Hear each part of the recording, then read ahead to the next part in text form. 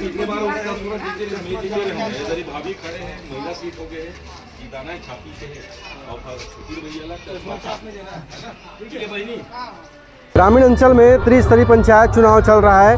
हम इस वक्त मौजूद हैं जिला पंचायत क्रमांक 5 में, जहां पर कांग्रेस के उम्मीदवार ग्रामीण अंचल में त्रिस्तरीय पंचायत चुनाव चल रहा है। हम इस वक्त मौजूद हैं जिला पंचायत क्रमांक 5 में, जहां पर कांग्रेस के उम्मीदवार, क्या नाम है भूल गया, पुष्पांजलि देवांगन मैदान में हैं। आइए उनसे बात करते हैं। चुनाव मैदान में हैं आप, कौन कौन से मुद्दों को लेकर निकले हैं? पेयजल की जैसे समस्या है तो उसको, पेयजल की समस्या में कोई भी कमी आएगी तो उसको पूरा किया जाएगा, है ना।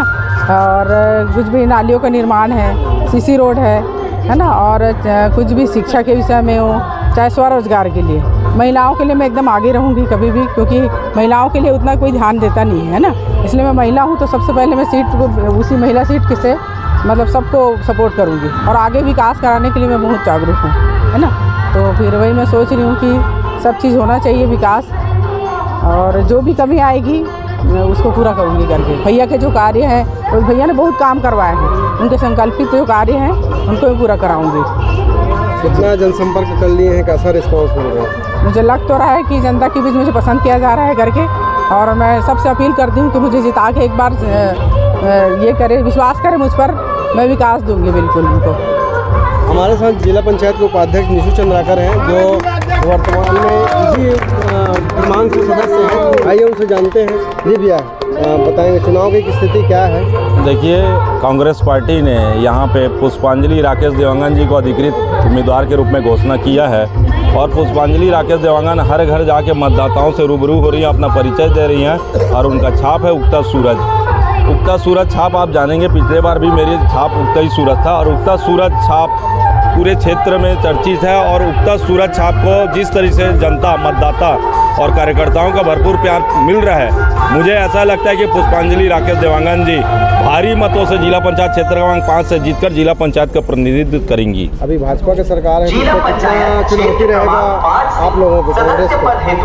कांग्रेस के लिए कितनी चुनौती रहेगी सरकार अभी भाजपा की है? देखिए, भारतीय जनता पार्टी तरह तरह का प्रपंच लड़ती है, और आप देखेंगे भारतीय जनता पार्टी में जो लोग बैठे हैं झूठ प्रलोभन का काम करते हैं।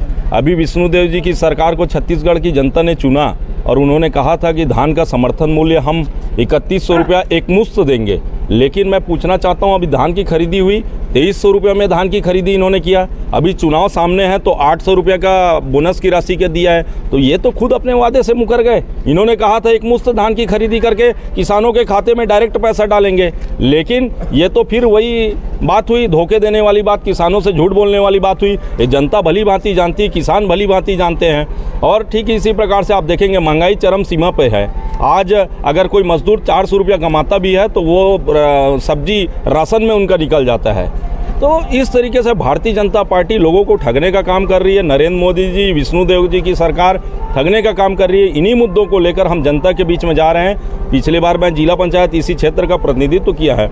लगातार मैंने क्षेत्र में बहुत सारे विकास कार्य कराए हैं, और उसका प्रतिसाद हमको अच्छे से मिल रहा है। और क्षेत्र की जनता हमारी अधिकृत उम्मीदवार कांग्रेस की पुष्पांजलि राकेश देवांगन जी को भरपूर प्यार दे रही है। और मैं आपको बताना चाहता हूं आपके चैनल के माध्यम से, पुष्पांजलि राकेश देवांगन जी भारी मतों से जीत के आएंगी। साथ ही साथ यहाँ पर इस गांव के रत्नाबांधा से सरपंच पद के हमारे कांग्रेस के प्रत्याशी हैं फकीर चंद वर्मा जी, वो भी चश्मा छाप में खड़े हैं। वो भी पुराने कार्यकर्ता हैं और उन्होंने लोगों की सेवा भी की है, और वो भारी मतों से जीत कर आएंगे।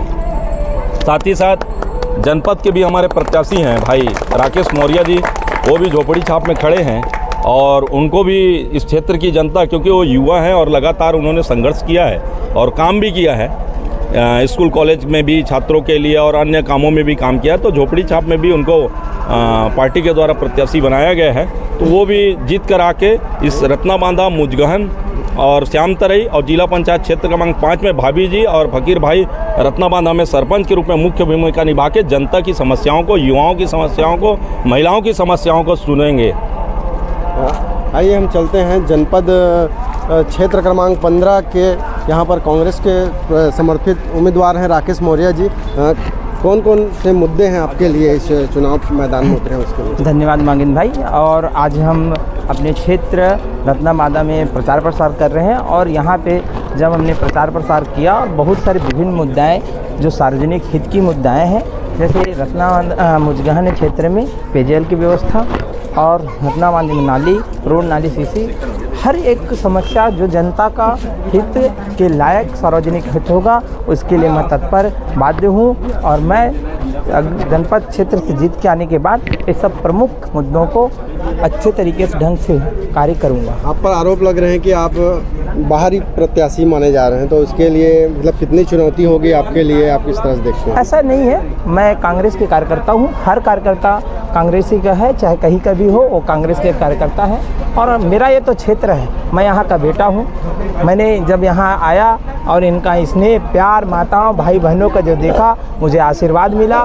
आज मेरे को जन सहयोग मिल रहा है और इनके जन सहयोग से मैं आज इस क्षेत्र के लिए प्रतिनिधित्व के रूप में मेरा सौभाग्य है और मैं चाहता हूँ इनका आशीर्वाद मिले और मैं भारी मतों से विजय हूँ। ये थे जो जनपद का चुनाव लड़ रहे हैं राकेश मौर्य।